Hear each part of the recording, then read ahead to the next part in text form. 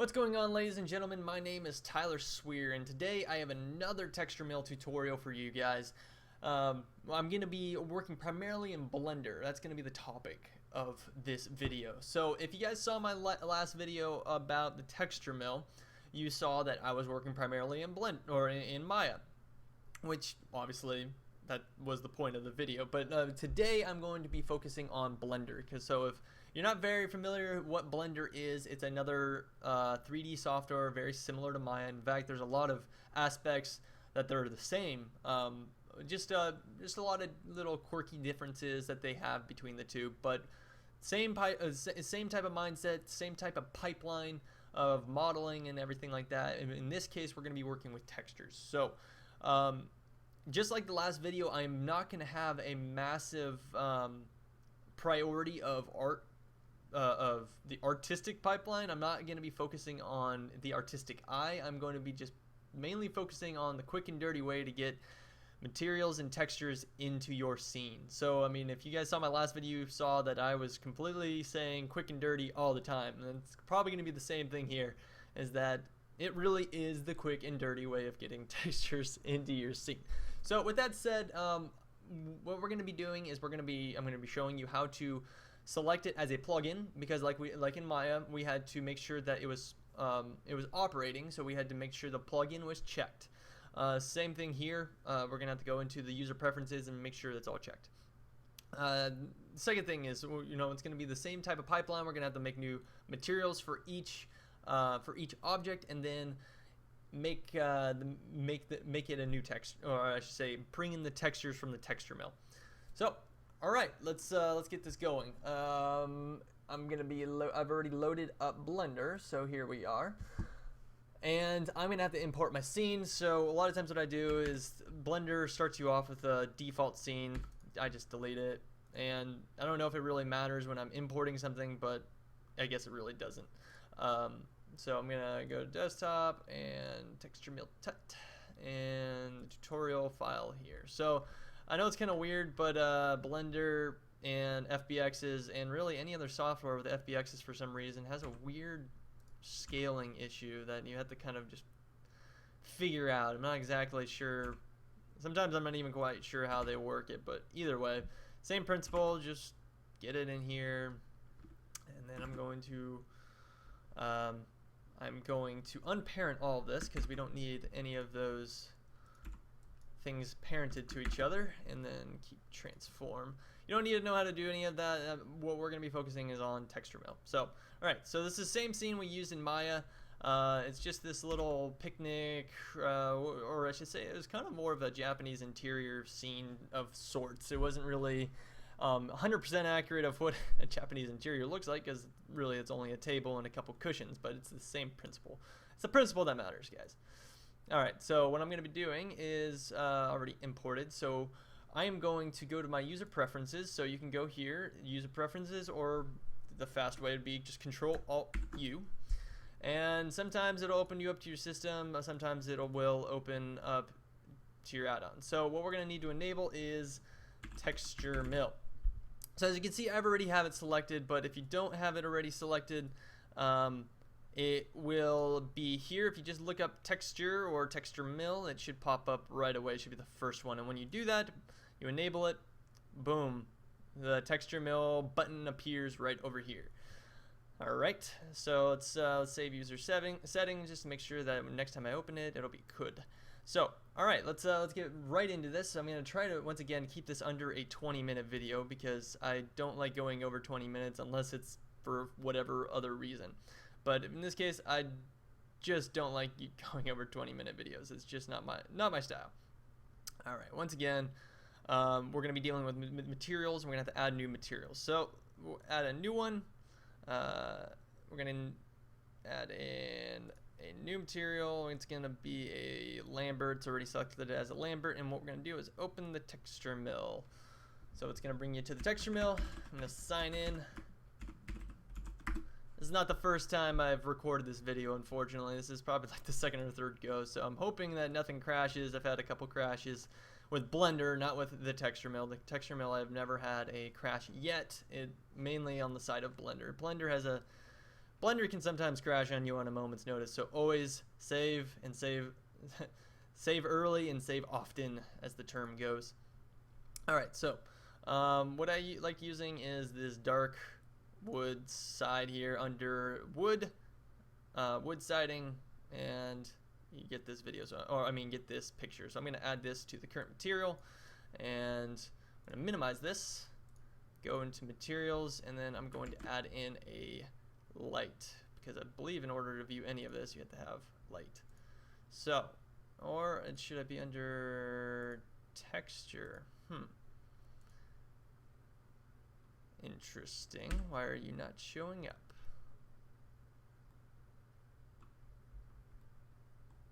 Strange. Last time I did this, it was showing up just fine. So that's once again just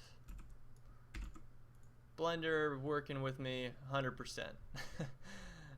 So yeah, a lot of times you'll get the stuff that kind of happens. So it's just a matter of figuring this out.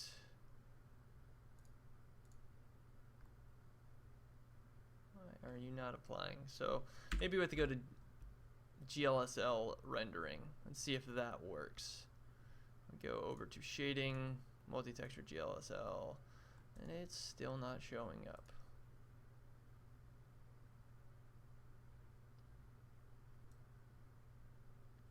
Let's see what's going on here. Ah, there we go. So the original material was in front. So sorry about that little hiccup, guys. A lot of times this kind of thing happens, and it's not always fun, but it happens. So anyways, once again, like in the other videos, we're gonna increase the tiling size. So it's set to UV coordinates, and I a lot of times will just change this up to like 4 or something like that, something that's just a little bit higher resolution. And as you can see, once again, that these textures are all tileable, and if you're not liking how they're tiling, once again, you can always take them into Photoshop, and in the next couple videos I'll be showing you how to link Photoshop, so just keep that in mind. So yeah, let's keep moving forward. I want to make sure that I'm not spending as much time on this as possible. I want to make sure we're getting through this quick. So once again, we're going to add in a new material, and whoops, I added in. We're going to get rid of that. We're going to create a new material, and we're going to load up the texture mill again.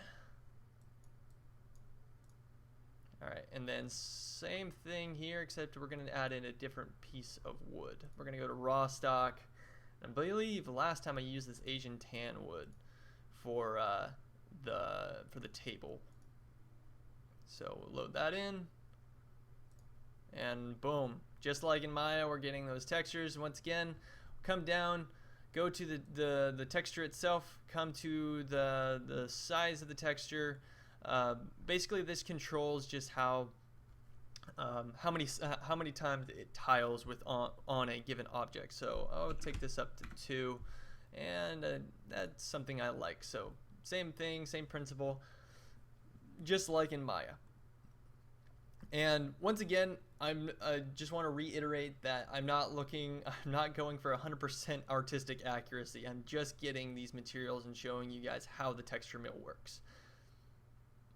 So moving forward, I should have just deleted all the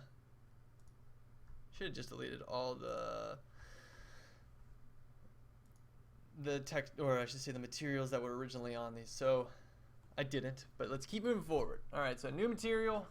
I'm going to pull up the texture mill again. Since it's minimized, you don't have to hit the button every time.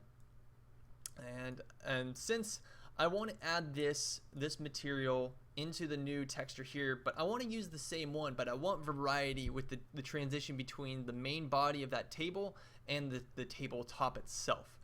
So let's I'm going to use the same image, and I'm going to change the levels of it. So once again, you have the ability to come in and edit your textures right here within the texture mill. I mean, you can take it into edit image and edit within Photoshop, but you also have the some of the Photoshop options already built into the texture mill. So similar options that you would see in Photoshop, you would have here. So you have brightness, contrast, hue, saturation, levels, color balance, exposure, and so forth. So for this one, we're just gonna take down the brightness a little bit, maybe increase the contrast and bring up that just a little bit again.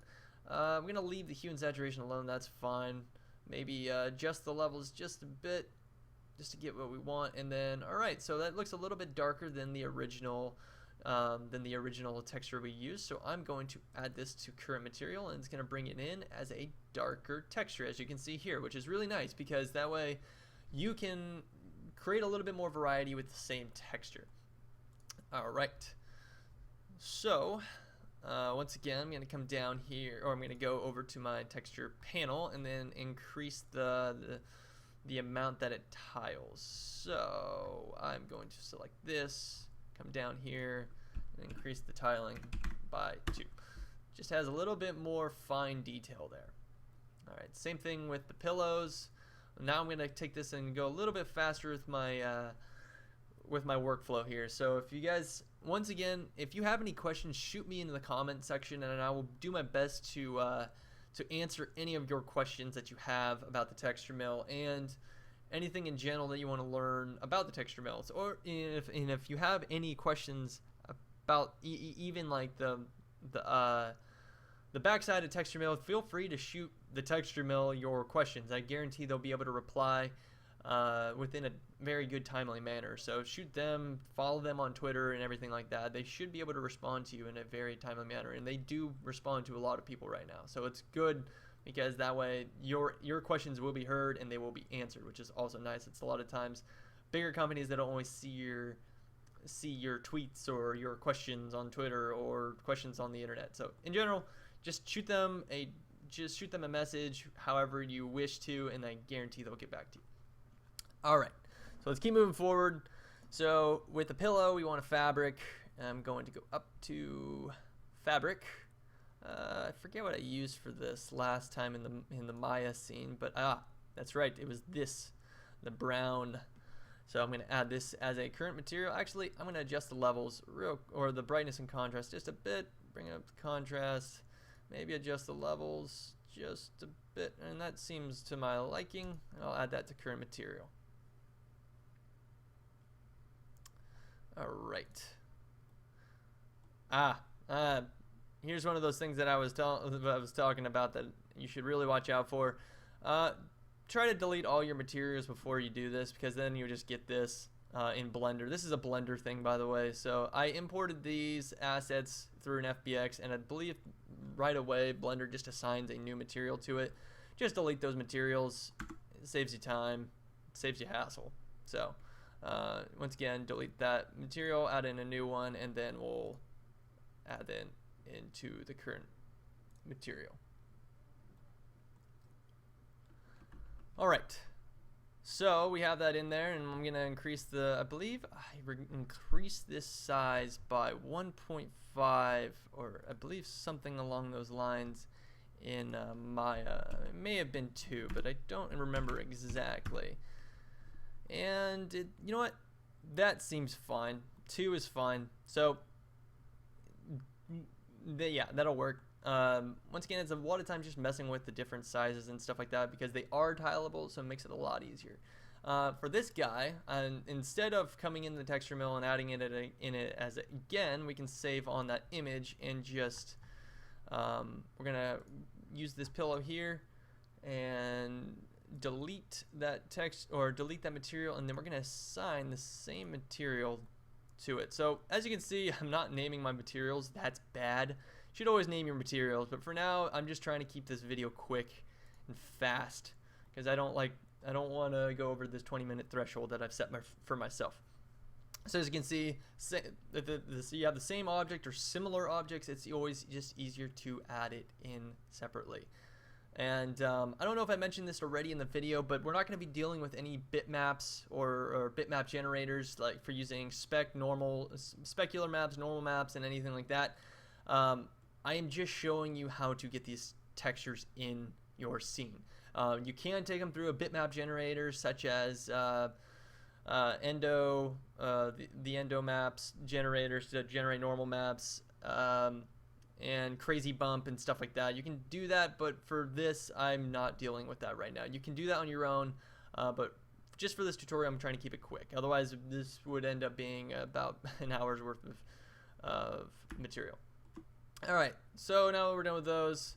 I'm going to come here, delete that material, add in a new one, texture mill, and then we're going to, I believe I added in some type of fabric that was kind of out there for this piece. I don't really remember what it was, but it was some type of wool or something like that, like carpet. Let's see if I can find it. A lot of this is trying to remember which ones I used for the last project. If not, then I'm just going to add in yeah, you know what, I'm just going to add in a new one just for the sake of time. So we're just going to look at this plaid gray texture we got here. I'm going to add this into the scene.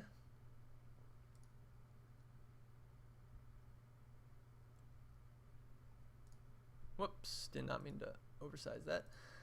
And as you can see, we have a very strange looking box here. Once again, come back over here. Let's increase that size to I think like 4. Why not? So now you have a nice little box that's made of plaid. Cool. And then I'm not going to worry about this piece under here. It's not really necessary. It's not really 100% visible. I'll just work on these. And the cups I'm just going to leave alone because they're cups and usually they'll be white and I'm not going to deal with that. So these I'm going to assign a new material. Delete that one. Make a new material. Come back to the texture mill. And I believe this one I actually used a metal texture and I think it was plain metal and it was this dark blue metal. Yep, I remember exactly that it was this dark blue metal. And then for this one I think I adjust the levels just a bit. Yeah, get more of that color. I don't have the best monitor in the world, and I think I described that last time. So a lot of times if I'm trying to see what type of material I'm working with, I have to really exaggerate all those colors. So yeah, as you can see, that added in there.